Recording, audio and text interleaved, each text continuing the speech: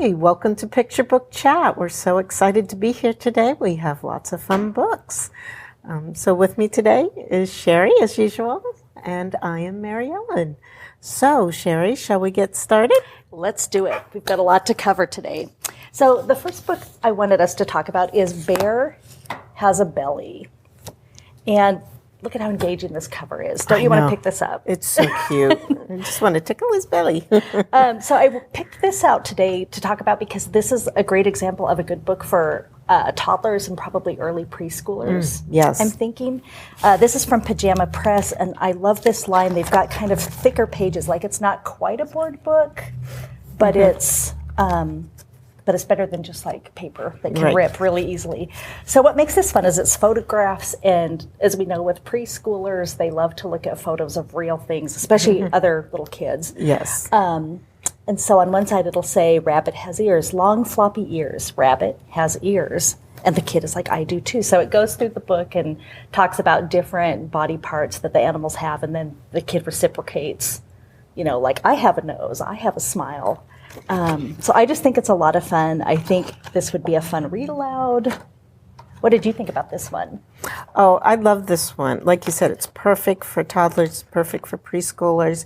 I think it's a great introduction to animal units. Oh, yeah. Yeah, so you could do a lot with that. So you can concentrate on one animal, or you could, be doing a bunch of different animals. I also love the being able to identify body parts too, and that the kids are doing the action. So you've got a lot of great movement activities. So you could even use it as an introduction before you did something like the hokey pokey, where you put in body parts into the center. So I thought that was a great way to use the book in conjunction with an activity. Also, the one thing I really liked about that is if you flip to the very last page, there are some extension activities for the kids and families to do together. So that was a lot of fun, which I thought, this is great. This gives the parent or the child care provider some examples. So one of them was encourage your child to name and demonstrate different activities that their body parts can do. So I thought that was a lot of fun. But yeah, you get animals and kids together, it's a win. Yeah, and I love, just looking through this together, I'm noticing just how diverse the kids are, which that's always a great thing. That's great. Yeah. So every child could probably see themselves represented in the book at some point. Yeah. Yeah, no, fun, really fun story. Yeah, oh my gosh. It's even a little bit gross for kids that like that. Yes. It's a great picture. Yes. So that one is Bear Has a Belly, and it's by Jane Whittingham. The publisher is Pajama Press. And they've even on the back, this might be hard to see, but they've got a parental guide as to what's in the book. Yeah. So they've got active fun, science and nature, rhyme and rhythm, and family reading. So those are kind of the things you're looking for in this book. Yeah, I'm looking forward to see what else they come out with in the future. So they're great. Okay. Do you want to do the next one? Oh, how to draw? Sure. So this is how to draw a happy cat. So this is so much fun. It's a great lead-in for a drawing unit, I found. And this one is where you learn how to draw the happy cat right off the bat. So that's really nice, number one. But then they have to go through all these things where they try to make the cat happy. And so it's interactive? It's interactive because you can actually guess, what do you think she wants? So nice open-ended questions in there also. And then you get to see when she's totally happy, and then something happens where she's not happy. So one question you can always ask is, how do you think she feels now? But then they have, let's draw some of her friends, and you can have a lot of fun with that also. So you can draw how the activities you could do with this are, how what do you feel right now? How do you feel? Can you draw yourself, and how do you feel? So you're working on that social emotional aspect of it. And then you could also ask them throughout the book to be more interactive. What do you think you should draw next?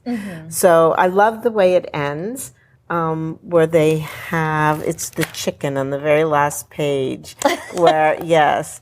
But right there. now chicken is sad. And so then you could do a whole thing with the kids on what do you think would make chicken happy? What should we draw then? So great for discussion on how to make, on that social emotional aspect. What did you think about this one? Well, I love the way this ends too, because it leaves the door open for a sequel, like Yes. How to Draw a Happy Chicken. So I'll be looking for that in next year's catalogs. But yeah, I love the format. I love how engaging the cover is. I think this is great for story time because there's so much white space to it. And I'm thinking in terms of like we have our preschool book bags and we have one on imagination. Oh, this would be great. Yeah, yeah. Because I love how it pauses and it encourages the kids to imagine like the next step. Right. And anything that shows kids how to draw is so popular. Exactly. Even preschoolers, like when you're just kind of, learning how a crayon works. I just think it's a lot of fun. And that it's just not the cat. They show you how to draw in there. You've got the pizzeria, you got the plane. So it's for those kids that are really loving to draw and loving to learn how, this is a great one. Yeah. At that preschool level. Definitely. And even, this just occurred to me looking at it, but like even from a graphic design perspective, like I love what they're doing with the typography and like that you can read a real bad idea from a distance. Like the kids, if you do have kids in your audience that are learning how to read or can read some basic things, like they can see this and identify those. Oh, that's so funny.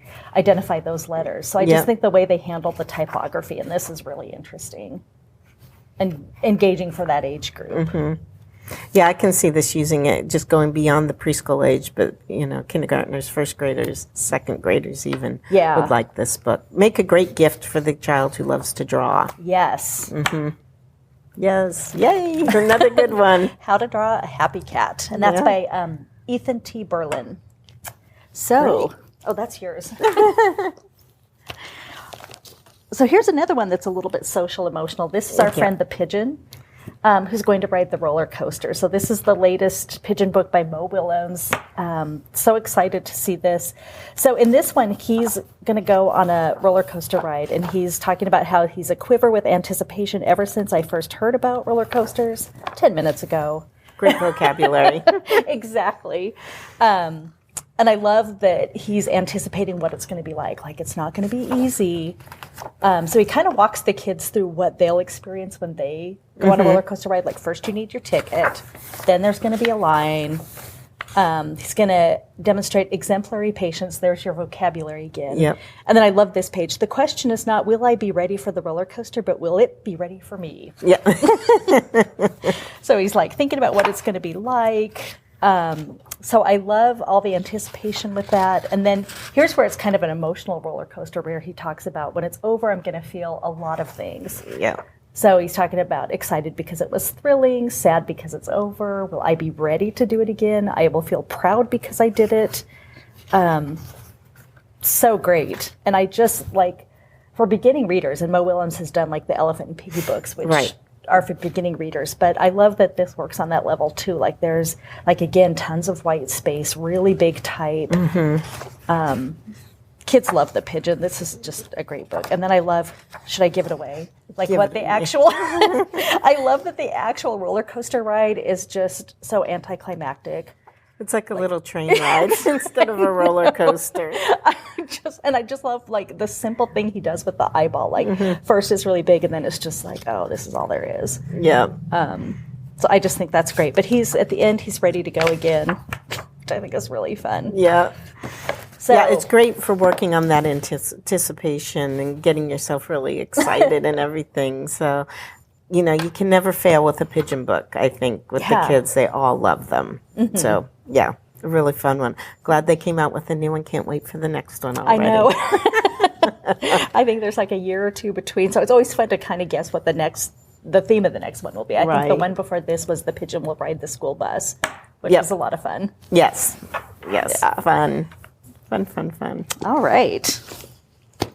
Oh, Night Lunch. Yes, that was beautiful. Oh, gosh. Okay. So this is by Eric Fan, and he and his brother Terry Fan have done a number of gorgeous picture books.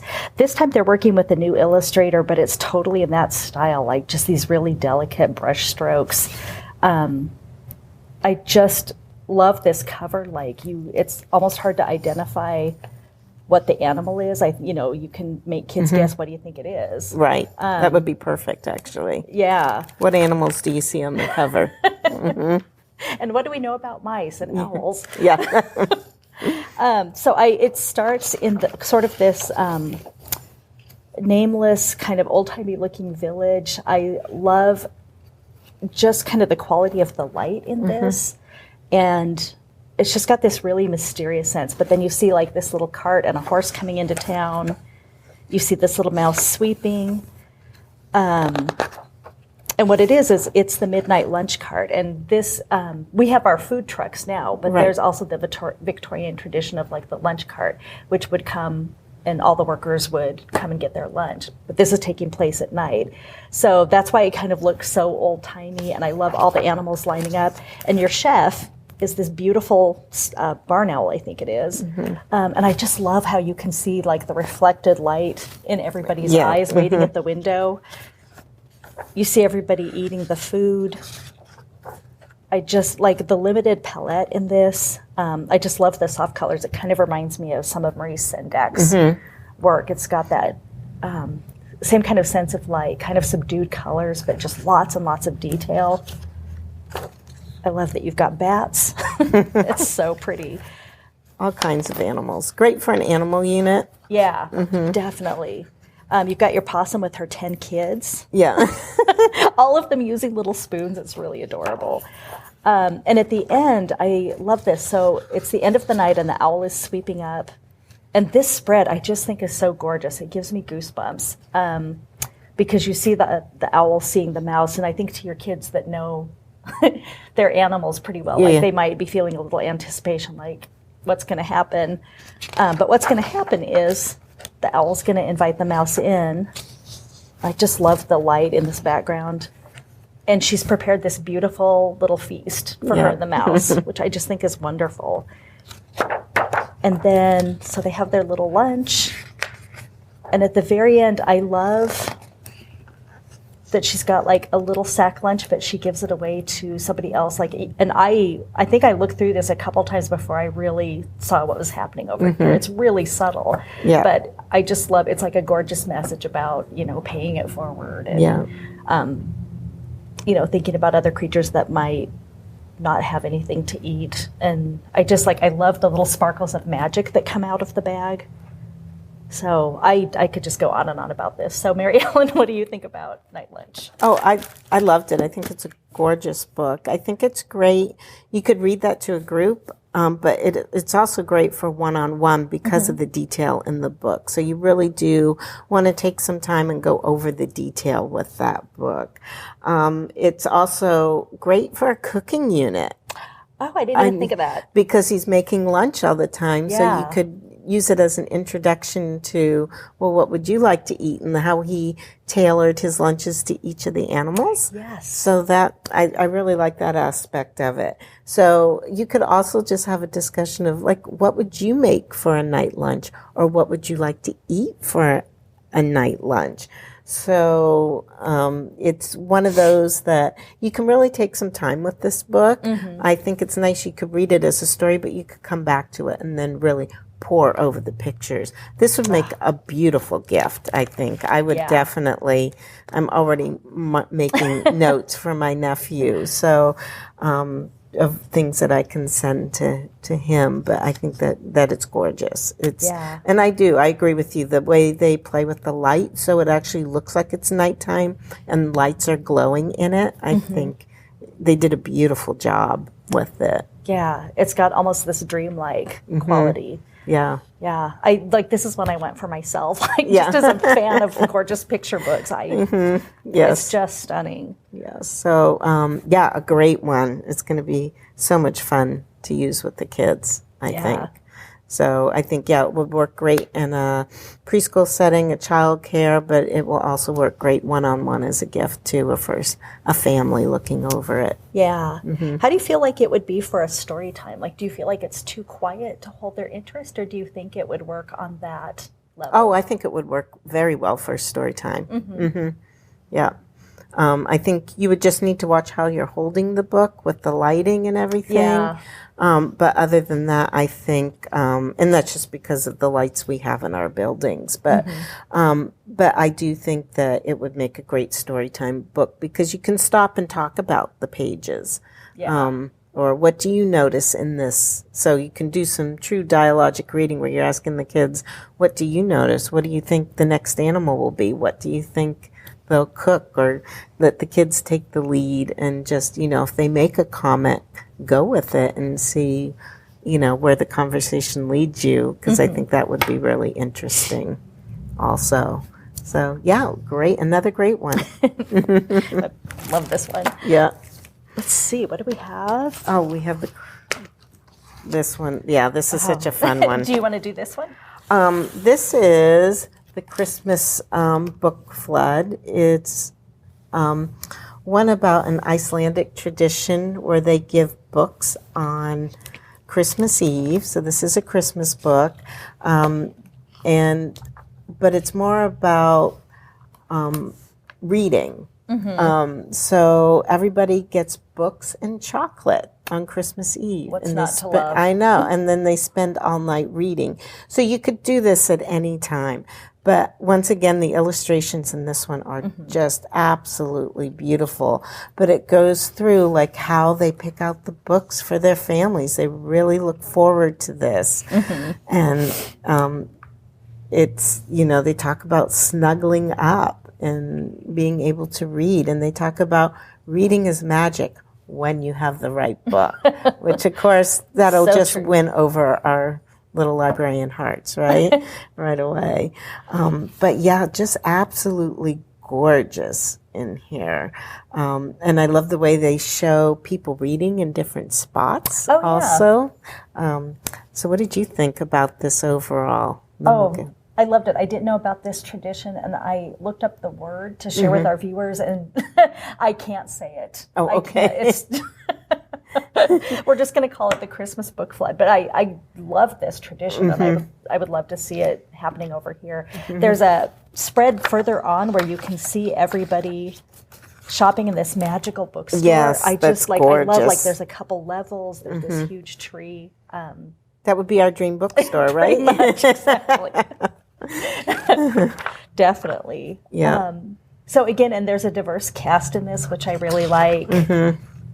It's got that magical, sparkly quality that the night lunch has. Yeah. And even the pages that take place out in nature, I love that you can see the northern lights. Oh, yeah. I didn't even notice that until you just pointed it out. Yeah. I think because there's so much to look at. So once again, this might make a good read for a classroom or a childcare, but it would also be great one-on-one because there's so much to find in this on the pages too. Yeah, we've looked at this together a couple of times, and I'm just now noticing jack-o'-lanterns. I love that it, in the detail, you can see that this process starts, in October, thinking about, okay, well, what book am I going to get so-and-so? And just this would make a great gift book. Yeah. It definitely would. Yeah. So, some activities you could ask the kids, what are their favorite books to read? What would you pick out to, what would you want to read next? Or what would you like to get as a gift? And, you could talk about, what are your favorite books to read? So you get a little bit more sense of, what your kids are looking for. Right. That's a great way to... What do you want from Santa? But just gifts in general. I think this would be great for, in terms of when you're looking for that book to, engage your child in reading. This might be a great one to talk about. Well, what are your favorite things to read? What things do you like? What type of a book would you like? It's a really, it's one that I was very pleased to see, because even though they're talking about a tradition, you could transfer this to any other time too. So even if you didn't celebrate Christmas, the concept, I think, is nice, where you get books and chocolate and you spend some time reading. So sounds like the perfect Christmas Eve. yes, definitely. And I love, this is again like something that I'm just noticing, but I love that there's other traditions like the paper crowns, like you see in the UK. Yes. From your Christmas crackers. I love that the pets have their own books. Yeah. They're just like, I feel like this is a book that keeps delivering like reading after reading. It's not. Yeah, you could read it multiple times, and especially if you brought it out, once a year, then, your kids might notice something different every year in the book. So I could see this being a favorite. It would have been a favorite among my kids, too, I think, not only for the text, but for the illustrations. Yeah. All right. Well, great. Well, again, that was the Christmas Book Flood. And thank you for sharing these today. Oh my gosh, Sheri, always a pleasure. It's so much fun. So thank you so much. And this is the end of Picture Book Chat, and we'll see you again next month with another episode. Have a good day. Bye.